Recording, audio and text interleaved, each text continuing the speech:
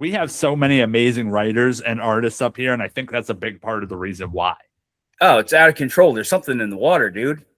Yeah. Like, I don't know what it is. And like, honestly, like my writing didn't start catching fire. I didn't get on a heater until I came to Maine and drank the water.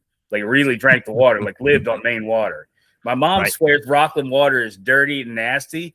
Brother, I've been drinking it for the last 6 months, and I have never written so well in my entire life.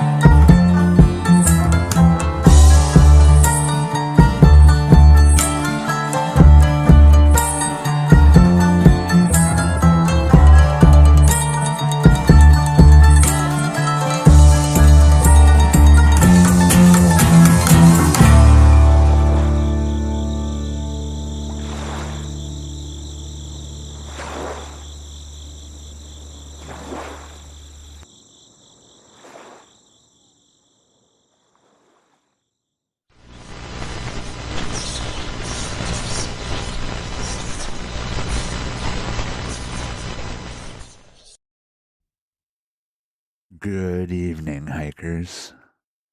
Broadcasting from the shadows of the Pine Tree State, it's the Fogcast. I'm your host, the Reverend Redbeard, and I am wicked glad to have you join me this fine summer evening. Take a seat, won't you? Living in Maine is a truly unique experience. From the close proximity with nature to the months of relative isolation, it's not a place for everyone. And yet some of us do find ourselves drawn to these rocky shores and dense forests.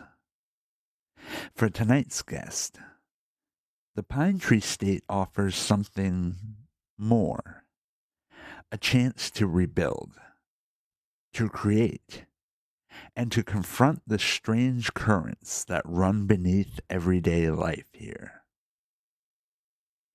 Chris Moller has lived a dozen lives across this state, from the boarding houses of Kennebunkport to the quiet back roads of Union, from the bustle of Rockland to the long, cold winters that shape so many of us into storytellers.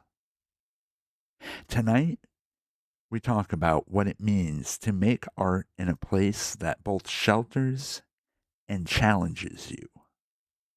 We talk about the cost of living in a state that tourists adore but rarely understand. And then, as often happens on this show, we drift into the darker woods.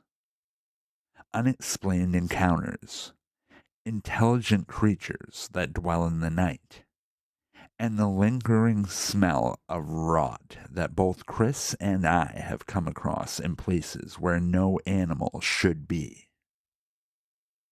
This is a conversation about Maine, the real Maine, and the stories that rise out of it.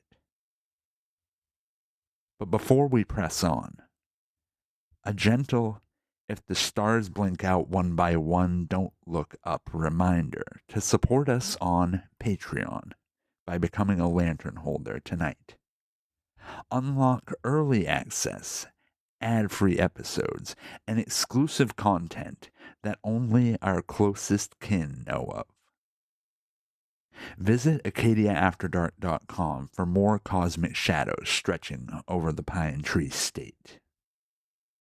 Now, let's get to the interview.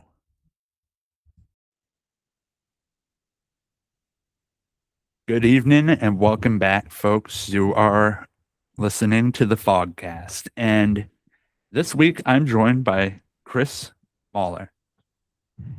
Chris, how's it going, man? Pretty right on, my friend.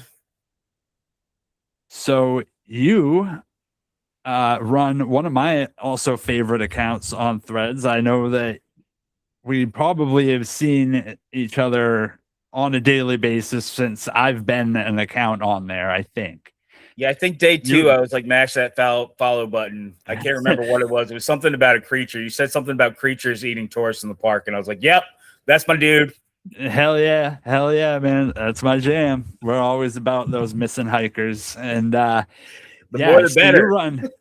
you run terrific tomes of Maine, which I think is an interesting title because I think that you and I probably have a mutual follow on Facebook at some point or another that always comes to mind when I see your account, and that is the Maine Book of Secrets. Yes. So Chris Julian, I'm sure you probably follow him or have talked to him before. Yeah. He's an old friend of the show. Good I stuff, think that exactly. Like right in my wheelhouse, adjacent, like just like right there, right next to it. I'm a little weirder, but that's okay. Like his stuff is a lot more intelligent. Like I go really lowbrow. I'm like really into like, Dick and Bart jokes sometimes, but like don't tell anybody that.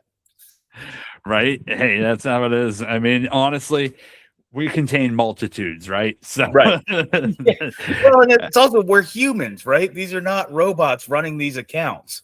I mean, they are, right? Most of the huge accounts are robots, but on a granular level, the people building these accounts organically are human beings with lives. And like, our lives get messy, and some of our crap like goes into the fun land, and like all of a sudden people are sad, but like that's absolutely. Yep. And that's true too. I mean, it's like my account, it mostly focuses on Maine and telling the stories and things like that. But also I'm a real person behind the account, and I'm the only one that runs the account. So what you see is what you get there. Yeah. And I'm very much like, it may be dialed to 11 on the account, but that is who I am at the same time. So, but so as far as internet is concerned, Threads is a cool place. We probably see a lot of the same stuff and everything like that. And that's how obviously you reached out to me.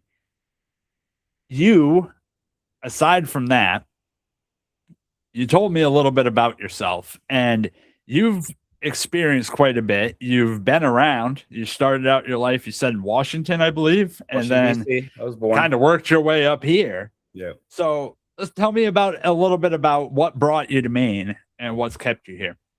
So my family's been coming to Maine since they built a house. My great-grandparents built a house in 1909, but about 35 years before that, my great-grandmother had come to Kennebunkport and stayed in a boarding house that is haunted as shit and is still there, and people still stay in it today. So in the late 1870s thereabout, and then she came back with her husband and made her build her a cottage, and by cottage, quote unquote, a summer cottage in Kennebunkport is the stupidest thing I've ever seen in my life.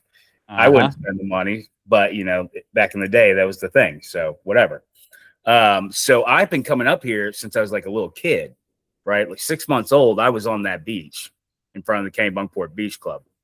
I didn't choose the life chose me, but I mean, like that was my beginning, right? Like every summer, my magical place was Maine.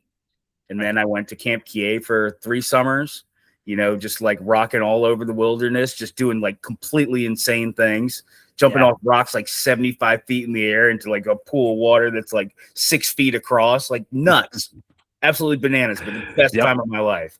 So when I had the opportunity to move to Maine, a few things happened. I was talking to a friend of mine, and she was like, finally. And I was like, what do you mean finally? She's like, the only reason you're such a sassy, salty old bastard is because you don't live in Maine. And everybody knows it. You are the last person to find out. Please pack your shit in your car and go. Right. So I did. I packed all my shit in my little BMW convertible, and my dad got in with me, and we drove to Maine, and that was that. That's awesome. I never looked back, man. I've lived in some weird places here, some cool places here, some dangerous places here. But man, it's all home. Again, we contain multitudes, and that is definitely a thing with Maine. You go from one end of the state to the other. It's literally polar opposites. And It's you see Portland and people are like, oh, that's just Massachusetts. Then you see a rustic, you see, you get up that direction and it's like, oh my God, this is literally an entirely different world. And Oh, it's an pretty ancient awesome. civilization out there in the northern woods, up in the county, which is amazing, right? Right. Yeah. It's literally like traveling back 30 years. Farther in some places. Fair. Yeah, no, for sure.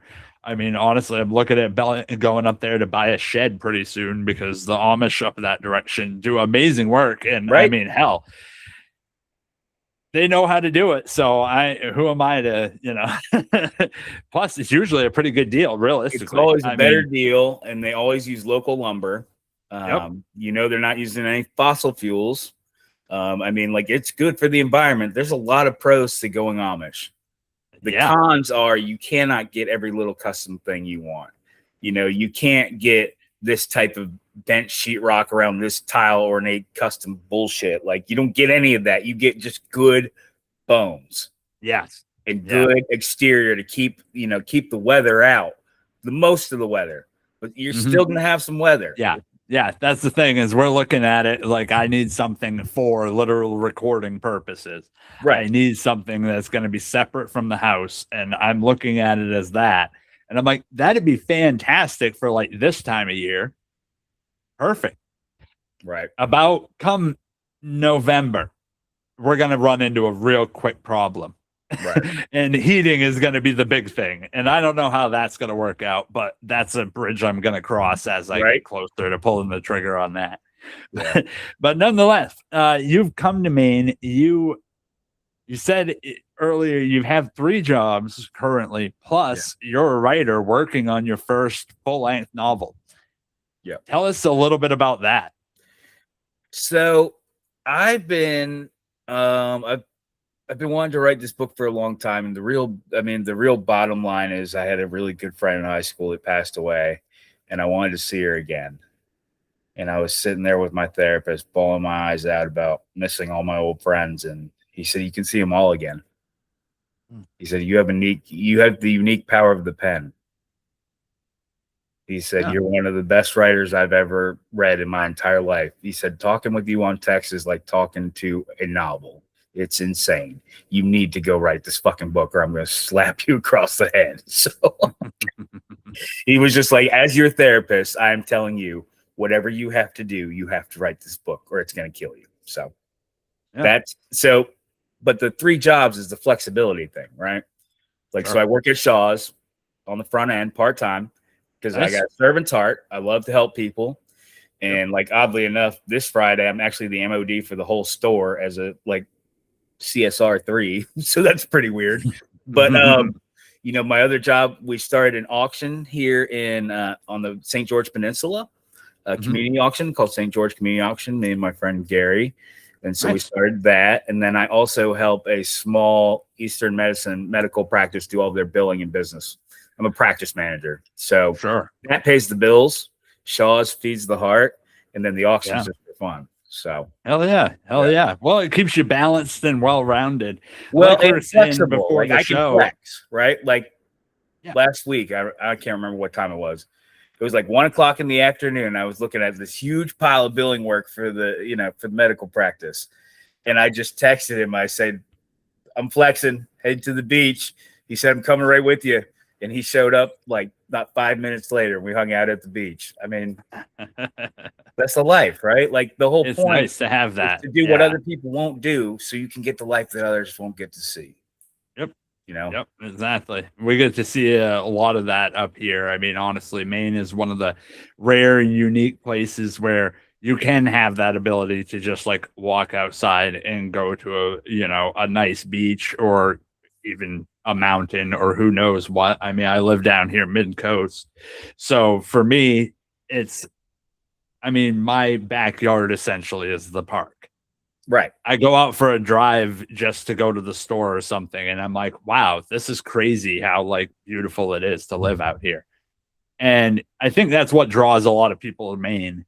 But then they also do like, you have to juggle 3 jobs to be able to sustain it because, everybody talks about the cost of living. I think we all understand That's a crisis right now for most of us that live here. And then your side gig has a side gig. So you're trying, same as any of us, you're just like, you're trying to get your creative outlets and being able to do, like you said, do something for yourself and your heart. Right. So that's the key part of it. Is you're always going to have like 2 or 3 jobs up here. That's, I think, everybody. Yeah. But then to have that extra step to be able to do something, an outlet, creative. We have so many amazing writers and artists up here, and I think that's a big part of the reason why. Oh, it's out of control. There's something in the water, dude. Yeah. Like, I don't know what it is. And like, honestly, like my writing didn't start catching fire. I didn't get on a heater until I came to Maine and drank the water. Like, really drank the water, like lived on Maine water. My mom swears Rockland water is dirty and nasty. Brother, I've been drinking it for the last 6 months, and I have never written so well in my entire life, and I attribute it to the dirty city water. It fueled you up, man. It really works that way. Man. Yeah. No, it can be like that, honestly. I've seen so many writers, even the ones that come on the show. I've got you this week. I've got another one coming on next week. And it's like every person you meet up here, whether a writer, a painter, a storyteller, etc., they're all so goddamn talented. But also, I think that it comes not only from the territory, but also we spend 6 months of the year essentially isolated, where you can't even go outside in the fucking winter. And this time of year, it's great. Yeah, we have time to create. In fact, and that's how we don't kill each other in the winter, because most people, like, I don't care who you are. Every Maine person is an artist in their own way, be it the way they stack their wood, or whether they do adult coloring books, or whether they're, knitting or crocheting for their grandbabies. Yep. That's all art, man. And that's all part of the fabric of this like state. And like part of why it's expensive is people figured it out. Yeah, exactly. Right? Like we kept talking about the magic when we were back other places, and they followed us here, and they got to go, but I won't talk about that. We assumed that we got away for a while flying under the radar, where everybody assumed that it was just Stephen King on cocaine. And that, like, we really got away with a lot. That was our golden era where nobody realized we were real. And then it's like after the pandemic, all of a sudden everybody's like, oh shit, we can go there and that's a real place. Because they had all these cameras up here, because it was like this weird microcosm of what was happening with the pandemic, because we had so few people and all of them are ancient, right? Yeah. So like it was a weird situation. So all of a sudden cameras were here, and Shaw was like the most eloquent human being in the middle of an absolute catastrophe. And so that was fascinating. So he's on TV. So national news is picking up him because he's the smartest guy in the room. So all of a sudden everyone's like, oh, Maine. Yes. Yeah. And now they're here, and they never left. And it's funny. Now that you mention that, actually, you're right. That is exactly what really drew a lot of national attention, is that we had like the combination of a CDC director that like really was conveying real information and not just like going up there and just spewing whatever into a microphone. But not only that, but was presenting in a way that was charismatic and approachable. And it did bring a lot of attention to the state. And then everybody was like, oh yeah, well, it's quiet and it's safe up there and we can go there, and they've got good leadership and they're managing to hold the ship straight. Yeah, and that spoiled the whole secret was out after that. We let the fucking chickens out of the roost, and now we're never gonna get back to that. It's just always gonna be, because I know how it is here in Bar Harbor. We've had year over year record numbers year over year. No matter what we've tried to mitigate it, it's every year has been increasing. To 4.5 million fucking people came to this little tiny rock last year. I can't conceive of that amount of fucking people coming to little tiny Bar Harbor. It's insane to me. Yeah. We're not set up for that, first of all. No. And it's like we sustain on it. Like that's literally like our life's blood. Like we need that's that. It. Right? You're close. You're dead in the water without it if you don't have that. Exactly. So we have to have it. But at the same time, it's like you would think at some goddamn point we would have built the infrastructure to actually facilitate any of this stuff aside from hotels and restaurants. No, I mean, so that's part of the main attitude, I think, man. That we're going to get this done and it's going to be great. And the people are going to come and they're going to give us all their money, and then they're going to leave, and it's going to be great. And that's an awesome business plan. But like you said, no infrastructure. We don't think that way. Infrastructure, no. Get them here, get the money in our hands, and we'll see about some infrastructure. And then everybody was like, forget the infrastructure. We're just bringing them here. They can suck it up. They're liking it the way it is. It's perfectly fine. Exactly. And instead, we throw a bunch of money at flock cameras or some dumb shit, which is what I was reading this morning. The albatross cam. Yeah. And kids it's in like, France can look at our albatross get like absolutely murked when it eats the wire. yeah, exactly. And that's, we had that. The fucking osprey one, I remember, was like really huge for a while. And like, it's just, yeah, I get it. At the time, especially in the pandemic, like nobody had shit going on. But nowadays, I'm kind of thankful that we are getting the national attention. Again, it helps me. I mean, that's kind of my business, right? It's good for me.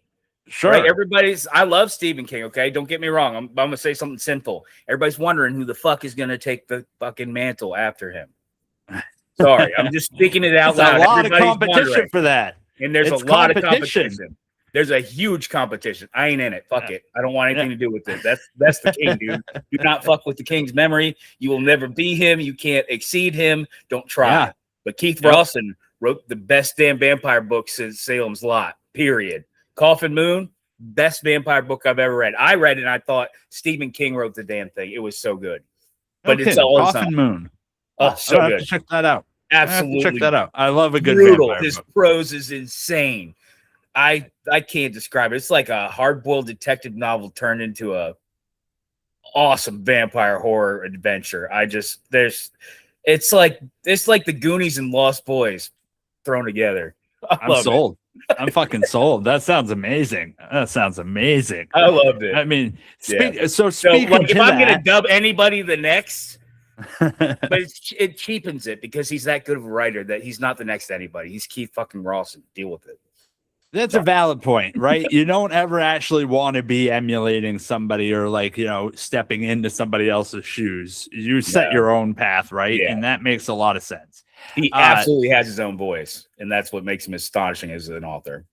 Yeah, that's awesome. That's really cool. I'm gonna have to check him out and look him up and see if I can find his book because I've got a fucking backlog in my bedroom shelf right now. It's probably about 30 like TBR. books. I have 1,674 books in this apartment. Jesus. Ah, damn. That's quite only the read about collection. half of them. Well, I see where the terrific tomes comes from. Yeah. Perfect. Well, makes sense. This is everything I wasn't willing to sell after I built up, bought and sold for years.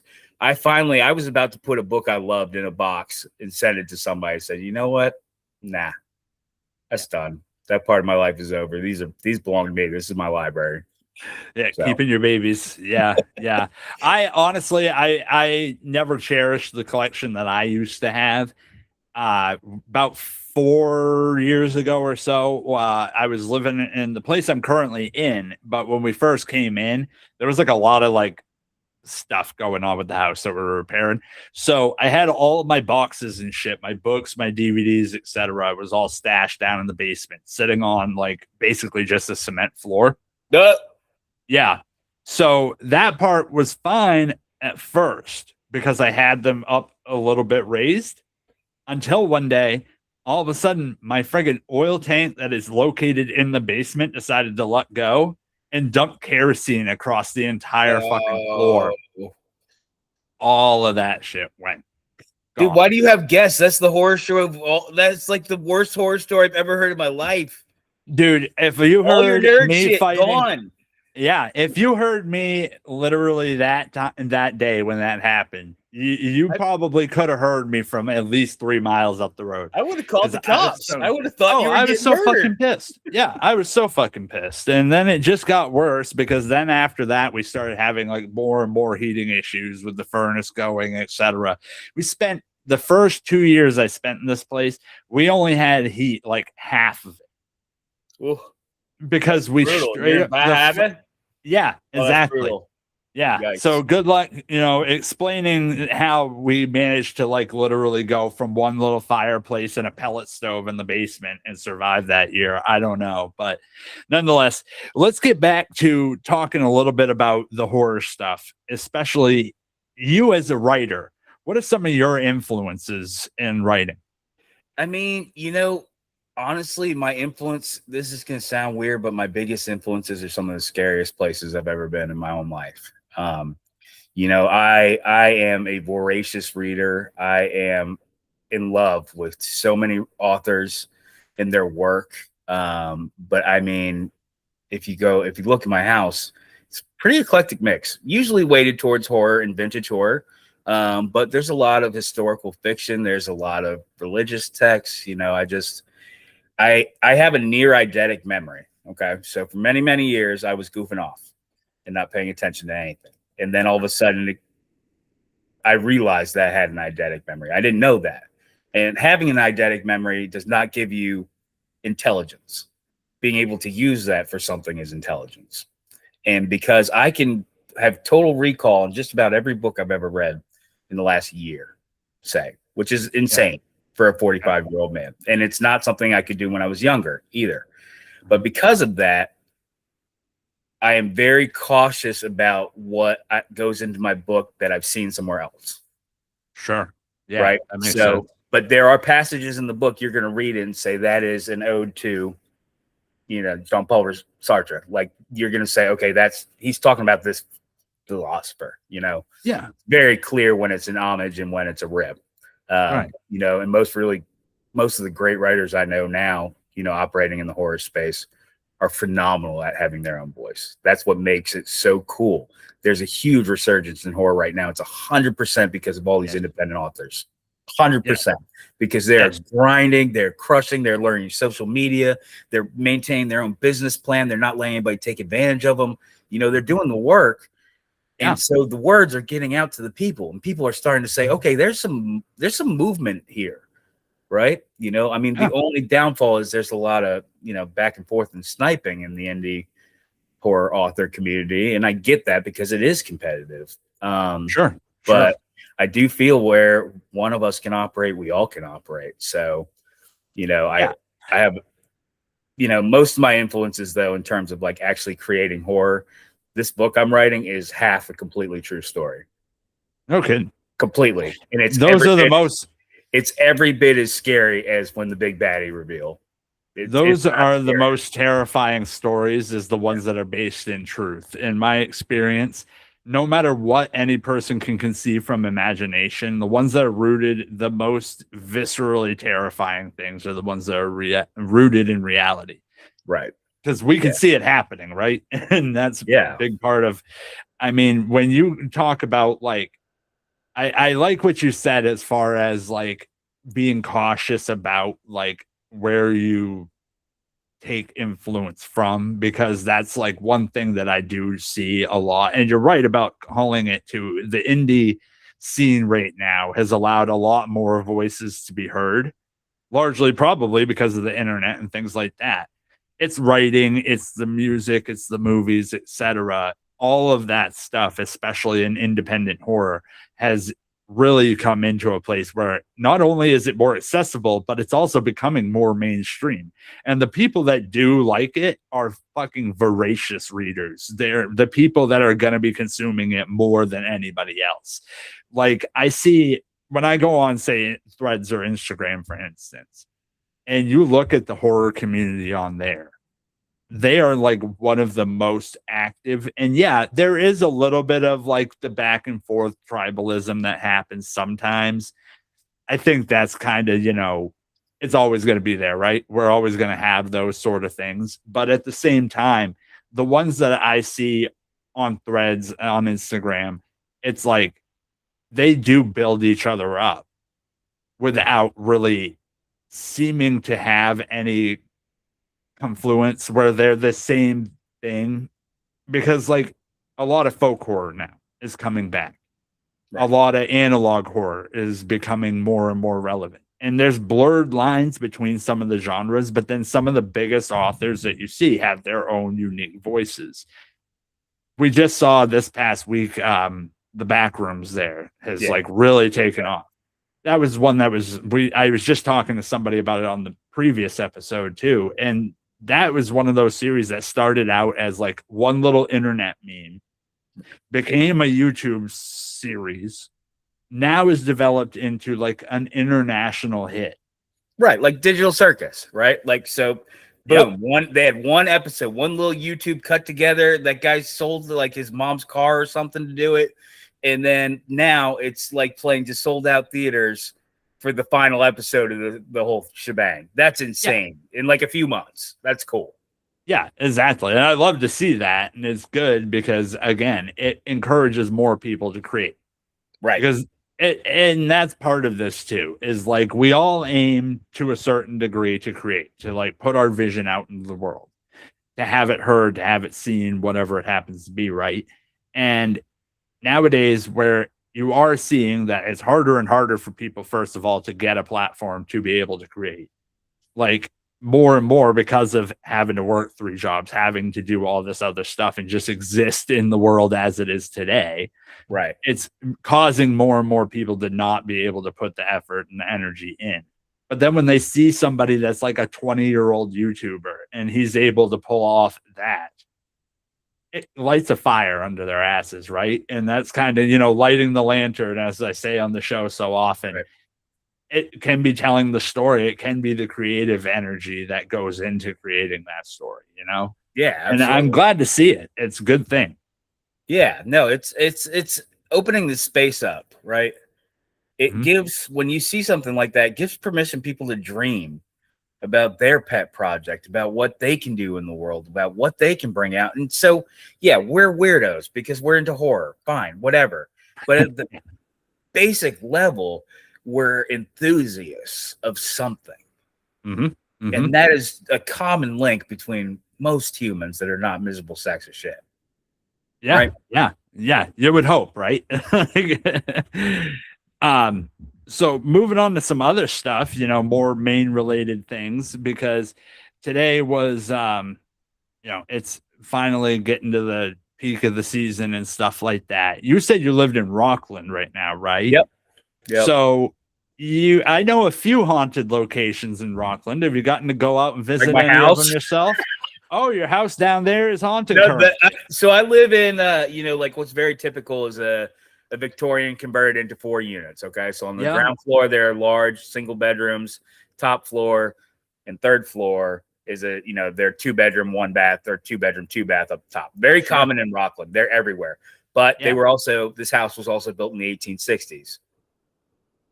A lot of them are, a weird wooden room with hooks and bizarro made out of iron, not like some recent thing my landlord did. There is something to chain a animal of some sort to the wall down there. I don't like it.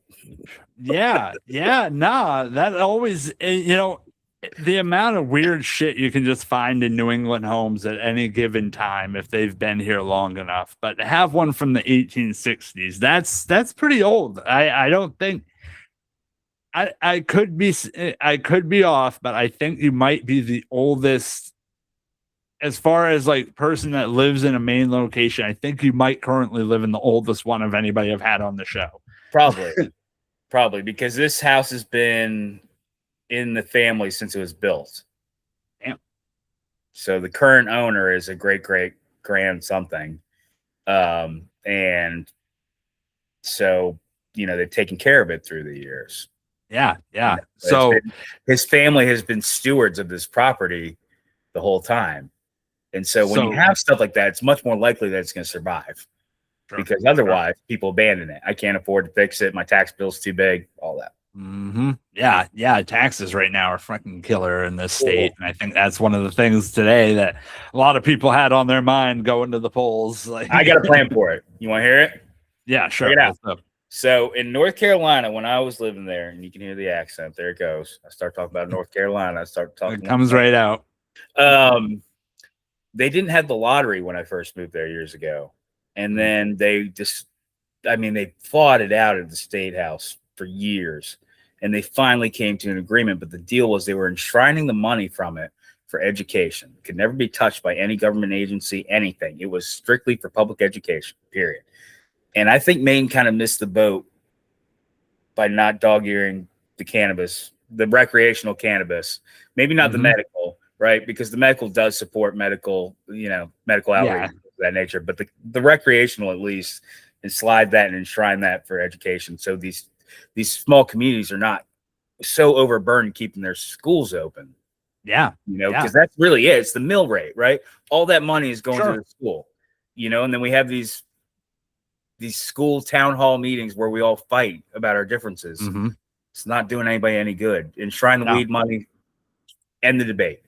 Right. Yeah. I something like that. I honestly, I can see something like that being effective. It's just, unfortunately, knowing how people are, a lot of times it doesn't matter what the system is and how well it would work. They're just not like, right now, the like whole recreational discussion in Maine is still like tied up so much in bullshit. And I'm hoping that we can get it to where like there's better regulation, there's better like, understanding of what it is, because in Maine, if you're a small time grower, it's brutal. The ones that are really fucking pushing thing are the bigger companies. And obviously that's not going to fucking be a healthy economy for anybody up here. And especially if you're trying to push it further to make it more accessible. Right.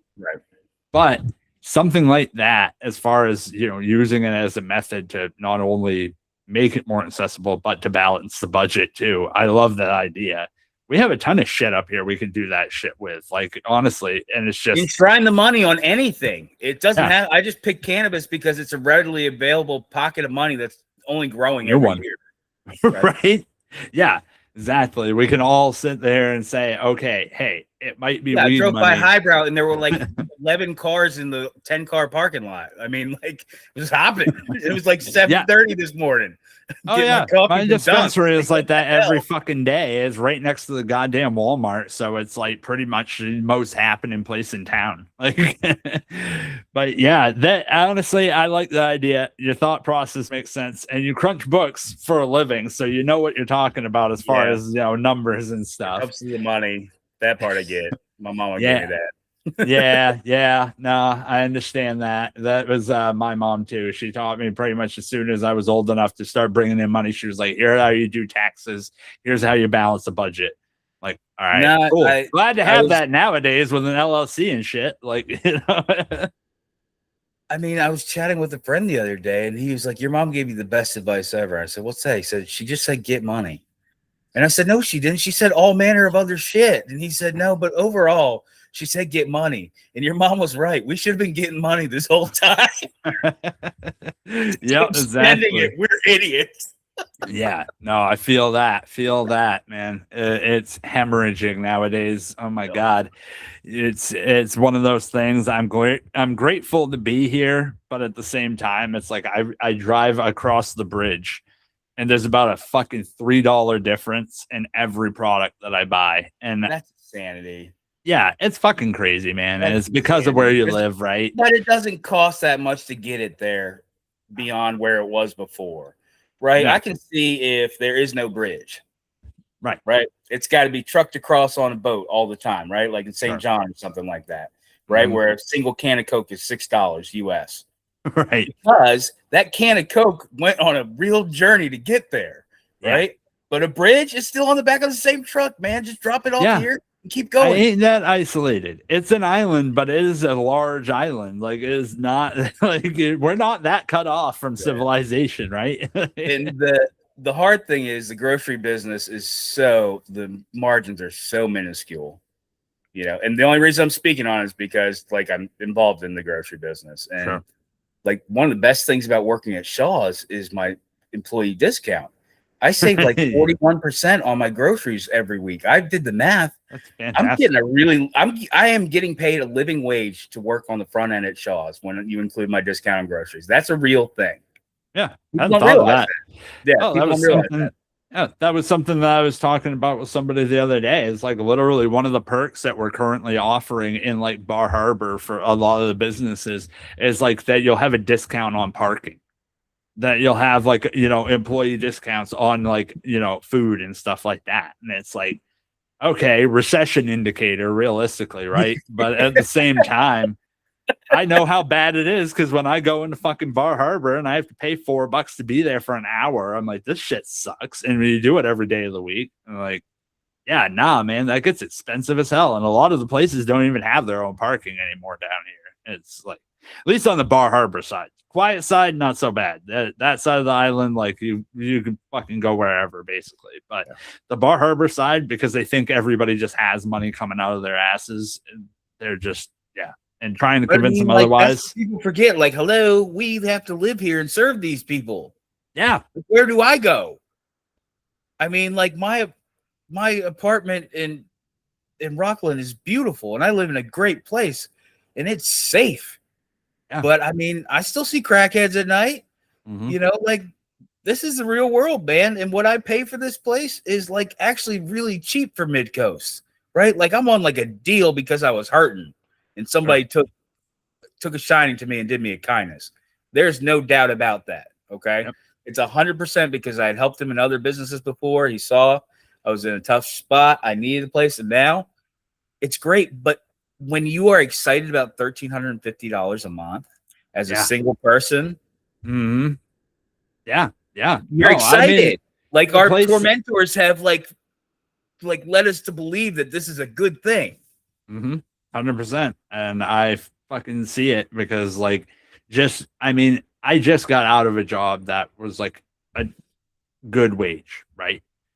Even then, it was like most of my friends were making half of like that and just spending it on their rent. And I'm like, how are people fucking sustaining themselves right now? Like, how in the hell do they expect that this is going to be a long-term thing that we can all keep up with over here? And I don't see it happening. But like you said, we have to be here too. Otherwise, they don't have this shit. So it's just, I don't know. I'm not going anywhere. This is home. So either, I mean, I'm going to fucking die here. I'm going to live here. I'm choosing to live. Right. Yeah, exactly. Very simple. Well, let's hope that we've made some, at least today, again, some being election choices day. Today. Yeah, I'm hoping. I'm sitting here. I haven't even started looking at any of the polls or anything. I don't care what side of the aisle you're on. I don't care who you're for. Throw all that shit out right now for this statement. She's not coming back from him being on the cover of Time fucking magazine. It's not happening. Donald Trump literally was a 34-time felon and then was on the cover of Time and then got elected president. Yeah. Ram sent some horny texts. Okay. So have I. Yeah. Somebody want to string me up for some horny texts? So this isn't something that I've commented on in the show before, but one thing that has blown my mind. No, it's totally fine. Totally fine. It's just one thing I haven't really said anything about because it's just never come up. But one of the things that has blown my mind the entire time, first of all, there's two thoughts that I constantly come back to. First of all, it's that so many of the most opinionated fucking people about Maine don't fucking live here. Don't have a vote. So shut the fuck up. That's as far as I'm concerned, argument. That's it. Right there. I spent the last 2 days on threads telling people they're not voting in Maine so they can shut the fuck up. Exactly. Was it good use of my time? No, but it felt awesome. Right. Yeah, you got to let it out somewhere, right? The other part, this is the one that has been like really gnawing at the back of my mind, is that since Graham Plattner announced his candidacy, every time he's covered by the media, every time he's discussed by political minded people, one thing keeps coming back to me, and it's that they cannot wrap their heads around just a random fucking person running for public office. Somebody that has not been groomed into politics, somebody that did not start out their fucking adult life planning on being in a Senate position or some shit like that. Just a random ass guy that decided one day, fuck it, I'm going to run for office. And then went with it. And somehow through fucking who knows what luck and weird shit has happened that he got the national attention that he has. But the fact that he made this way, there is a small cadre of very savvy operators behind him. There's got to be, because this is, you're right. It's never luck. He did not choose. He was asked. He was approached. He was asked. He's not a plant, but he was asked. Yeah, well, it's so fucking weird to me because again, it's like he's just a random ass fucking fisherman from, Maine. So of course they're going to be just as goddamn problematic as any of the rest of us, for better or worse, right? We're all messy. Every goddamn human is, whether you want to be or not. We're all fucking messy. We all have history and shit, and it may not be that bad or it may be worse. Who fucking knows? The point at the end of the day is, if he got to the position that he's in right now and they hadn't vetted anymore or whatever the fuck they're trying to make the thing is, every time something else has come up, it has not done anything negative to him in the polls. It has not done anything to dissuade people because, again, like you said, when you have the president is a guy that got fucking convicted 34 times and was already a public figure that was like known quantity, that's not exactly something you can just shirk off. And you can't pretend like, oh, it's one thing for this guy because he's, he's from a downtown fucking, he's from down East Maine or whatever. Like, it doesn't work that way, but there is that double standard, right? And they always expect these people to be perfect. And I'm like, we don't want perfect. Nobody in Maine wants perfect. Nobody in Washington is perfect. Right. Not a goddamn one. We're realistic and pragmatic about it at this point. Now, granted, we're saying this now. The election's happening today. Dude, so we'll find out by morning who the nominee is going to be. And we could look back at this today. And it's like, regardless of that, we'll watch it back in November and know if we're right or wrong. But I think that most people in Maine are kind of done with the party line bullshit. No, and honestly, I've heard that it's going on in red camps. Both sides. What I'm seeing coalesce right now in the trenches, in the fields, on the boats, in the alleys, all around town, all around Maine, is Maine uniting up front. So here's my immigration policy. Yeah. Close the fucking border. I'm kidding. I want people to come to Maine. I just think that they could learn a lot from the way we handle our business here. Yeah. Yeah. If they open their ears and listen, they don't even have to listen. Just watch. Yeah. Watch how we work. Come to the docks. Sure. Yeah. A 17-year-old kid that's hucking crates at 4:00 in the morning on a Tuesday before school because he wants to go to college because he doesn't want to huck crates anymore. Yeah. Yeah. You'll learn a lot watching that. That's happening right now. That happens every morning on the docks. That is exactly how it is. That's a very true and lived Maine experience because, I mean, I think every person I know has had that. It's either that or, well, I mean, I know a lot of people down here that they fucking spent their entire lives just like never finding anything. And it was one of those things that you can really easily get crushed in that sort of a situation because we are we are that dependent on the tide, it's literally that. And when you see that the world is not really set up here to help us out, it's not exactly the way that anybody feels about it. So a lot of people want to leave. Yeah. And now we're seeing that like more and more people, because of our aging population and stuff like that, kind of shifted. And now nursing positions, the economic positions, don't get me started on the nursing. Oh my God. Oh my God. Maine Health having a pissing match with the nurses union. That was the worst idea ever. Yep. That was a whole fucking nightmare. $22.64 an hour. Guess what they're paying them now? Travel nurses, 45 plus. Yeah, sounds about right. Yeah. No, that tracks. We were doing that during COVID too. $3 more per hour. Bad business. Yeah. Yeah, that's how it always goes, though, right? People say, well, we're not a for-profit corporation. Yes, you are. You are a business. You are a megalith. You are a business. All you do is make money. You are not involved in healthcare. You're a marketing brand. That is it. There is no healthcare in the U.S. that is not out to make profit. It's just not possible because we're in a capitalist system. It's the way it is. But yeah. Anyways, we've gotten in the weeds on the political talk. Sorry, First time that I've done that. No, it's all good. Actually, again, I'm a very political person. I talk all the fucking time about it. I rarely do on this show because it's one of the few like places that I'm like, it is Maine. So if it's Maine politics, I'm happy to talk about it. Yeah. It's really easy to get in the weeds I don't on care that about shit. everybody else, man. I care about our No, politics in Maine. exactly. And that's the key point. And that's what I usually stick to myself. Very rarely, aside from, fuck Donald Trump, am I going to comment on much of the national stuff. But Maine is becoming more and more known for that nowadays, that I think that it's going to be between now and November. Holy shit, man. It's going to be hot here. Yeah, It's it is. going to be a It is. battleground. Like this is going to get real nasty before it gets better. It really is. I'm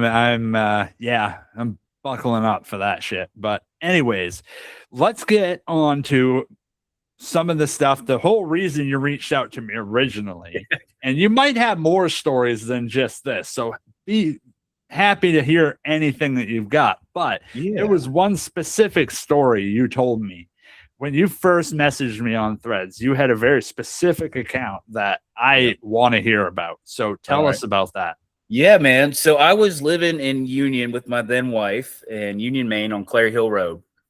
And so it's a kind of interesting spot because we were living on the top floor of a gambrel house, whatever, house is a house, no big deal.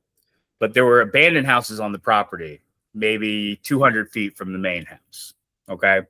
Nothing ever bothered us. But I'll get into it. We saw a lot of really weird stuff on this property. Namely, most of what we saw was unidentified lights in the night sky every night the entire time I lived there. Anytime you look in clouds, didn't matter. You could see the lights. So anyways, one night it was 2023. It was February, early February 3rd, 4th, deep cold, deep freeze, -10 out. And it's about 8 o'clock, man. My little Shih Tzus, Biggie and Howie, RIP guys. They were the best. They like to go out at 8 o'clock on the nose. Like if they're not going out the door at 8 o'clock, they're gonna wig out. So, I get them in their little coats because it's -10 and they're little dogs. And we go down the stairs because we're on the second floor, so there's outdoor stairs. And they stopped at the bottom of the stairs and they both sat down and just kind of looked around. I didn't think anything of it. I said, "Come on." And we're walking, and there's this little like garage. And the wind kicked up. And I smelled this god-awful smell like rotting meat. And the dogs ripped the leashes out of my hands, took off, went back up to the house. Now, they never go up the stairs by themselves without their dad. So they were freaked. And it's the worst smell. I was like, what the hell is dying on my property? And why is it like rotting in the middle of winter? Like, that doesn't make any sense. And so I walked just to the end just so I could peek around. And as I'm walking, I hear ice cracking. Not like substantial ice cracking. Ice cracking from pressure.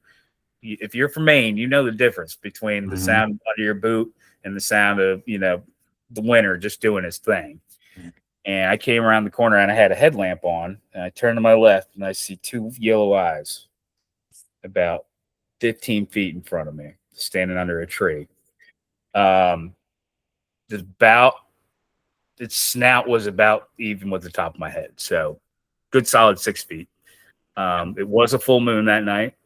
So I thought it was black, but the yellow eyes confused me because direwolves, a wolf that large, historically have been said to have green eyes when they're, so it was either black or like a dark gray. And it just like stood there breathing for a second. I saw the smoke come out of its mouth and turn its head and went back into the woods.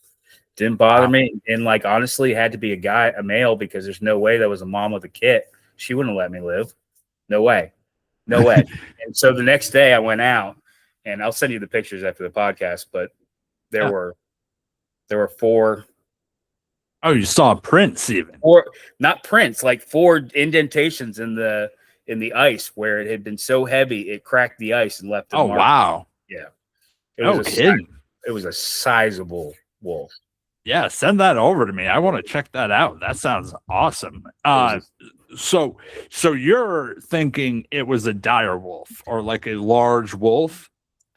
Or a hybridized wolf. I mean, just its size, right? Yeah.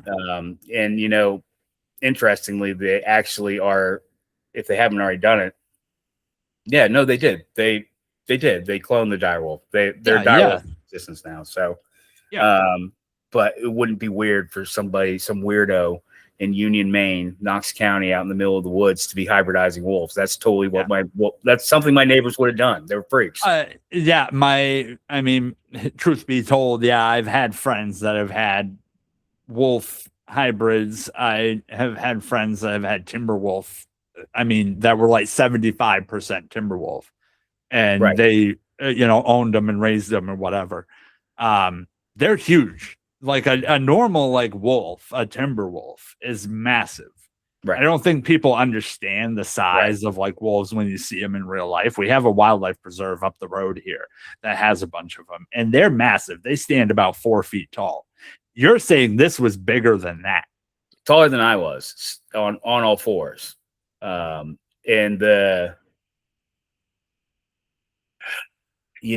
thing that was astonishing to me was the power, and the only definition I could see really, was the outline of its ears. And I saw the eyes that flash in the light, and its chest, just like the muscle under there. It just like looked primal. Like it was the craziest thing because I could barely see any detail, but I could see the definition and how powerful this creature was, and it just turned and walked away. That's cool. terrifying. I mean, it was I was freaked out, but I walked back to the house slowly because I was like, whatever it is, it's not after me. Yeah, fair. Plus, one good rule for anybody that spends any time in the woods out here. So one good rule, don't fucking run. That's like the worst thing that any person can do. If you do encounter, whether it be a wolf, a coyote, a bear, etc., running away, your prey. So walking slow no matter what is a good thing, but your natural instinct in most situations is to like shit pants and run, right? I know the one time I've encountered something, because I've encountered bear before, I've run into coyote. The most scared I ever was a moose that I just surprised on the trail one day, and it was a female moose. So coming across one of those as you're just walking through the woods, you round a bend, and there it is, like 12 feet away from you. I was fucking terrified. I've never been more scared in my life. But to feel like, one, you saw this thing, it squared off with you essentially, and then just turned and walked off. Like that shows almost a degree of intelligence, doesn't it? Oh yeah, no, the thing about the eyes was after the flash, it was just like instantly. This is gonna sound so stupid, but the closest thing I can I can compare them to is the raptors in the first Jurassic Park. Oh shit. It's the intelligence. Like he's whatever whatever creature it was working things out, whether I was a threat. But I mean, the smell of rotting meat I can never get that out of my nostrils. Like I will never forget that. It's the craziest thing. I've heard people say that with like Bigfoot, other cryptids and stuff like that. It's like it's an overwhelming stench. It's not like a normal animal gamey scent. Like any person that's ever like had a bear go across your property, that smell. They leave that like really gamey stink. If they shit or piss somewhere, your yard is gonna reek. But there's another level to it when it's something unexplained. You know what I mean? And every time that I talk to somebody, it's almost one of the first things that people say is it's the smell that they notice first. So that confirms a lot to me about what you saw. I mean, I personally, like, I could see it being a large hybrid wolf. I mean, that's something. But at the same time, that's so small. Like, I mean, the biggest like wolf dog hybrid I've seen wasn't even up. I mean, if it stood up on like two legs, it would be that high. I've seen but chest not high on all fours. I've seen chest high in a zoo on all fours, chest high. This thing's snout was above my head. That's insane. That's absolutely. I was looking. My neck was tilted to look at it to get a full look. That's a whole other level. That's and when I say something is insane, I don't mean that it's like crazy. I mean just like it's mind blowing. It's literally like you see some things and it's just like the scale of it is just so beyond what we are naturally just like assume things are. And so when you see it in real life, it's like, oh, holy shit. Well, like my dogs were sassy little assholes, man. Like they were not afraid of shit, right? Like they were Shih Tzus. I don't know if you know anything about Shih Tzus, but they are in charge at all times, regardless of what you think is going on.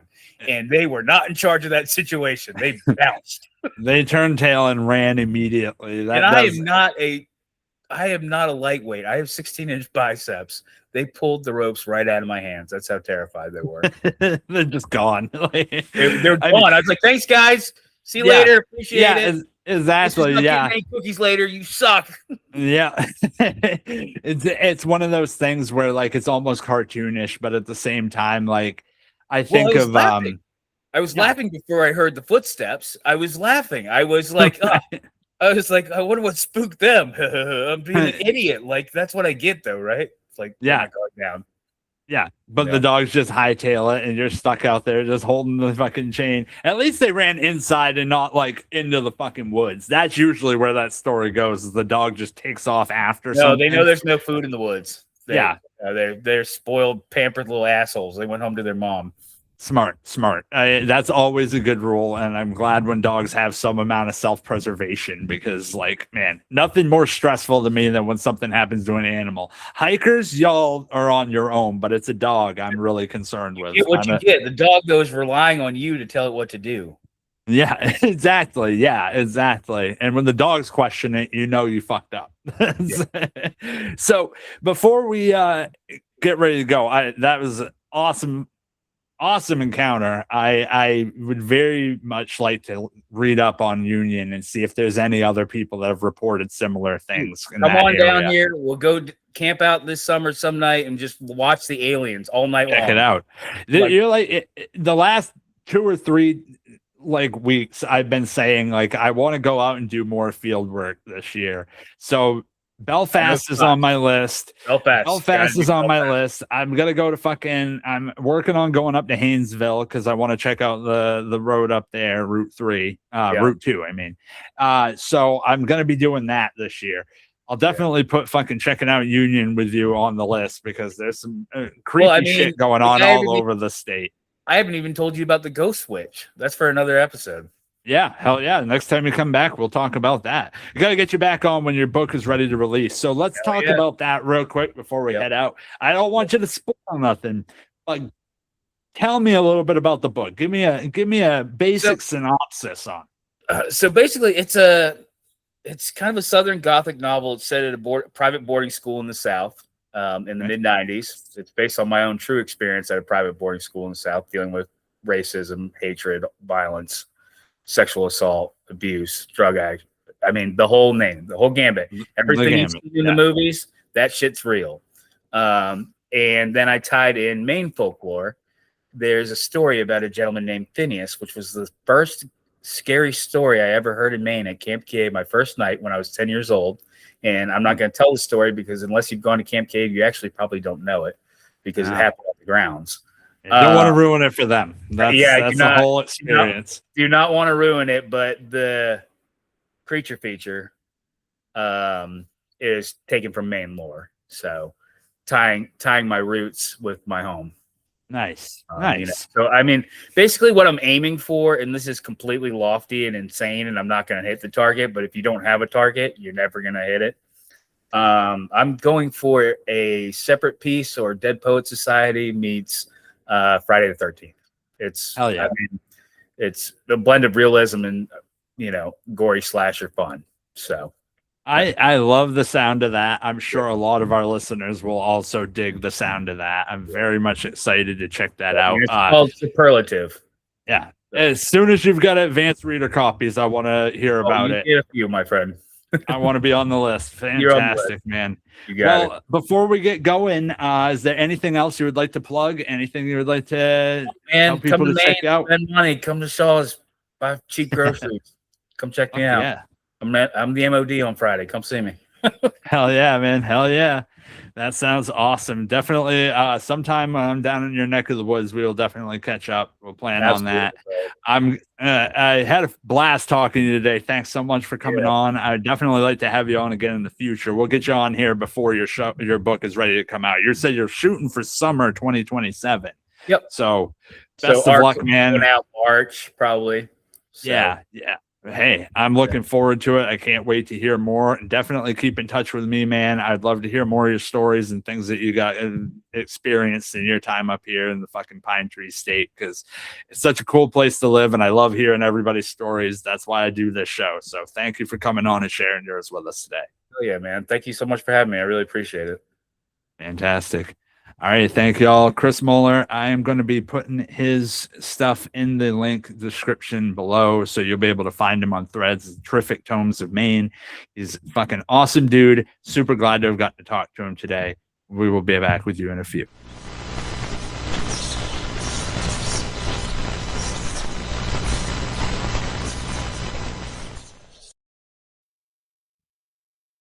Well, hikers, that's going to do it for tonight's journey into the strange, the creative, and the deeply Maine. My thanks to Chris Moller for sharing his stories. From the long road that brought him back to this state to the work that's taking shape here, and the encounters that still leave us with more questions than answers. If you've had your own brush with something unusual in the Maine woods, a sound, a shadow, a smell you can't quite explain, you know where to find me. The Fogcast thrives on the stories that don't fit neatly anywhere else. Be sure to follow Chris's work. Keep an eye out for his upcoming novel, Superlative, and stay tuned for his return when the book drops. And if you're listening from Union, maybe keep your porch light on tonight.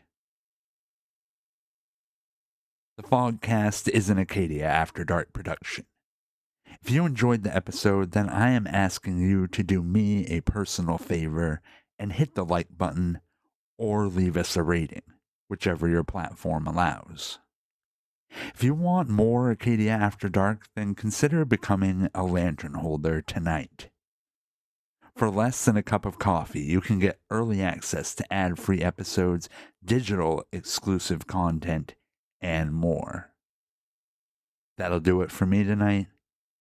Keep those lanterns lit, and stay safe out there, hikers.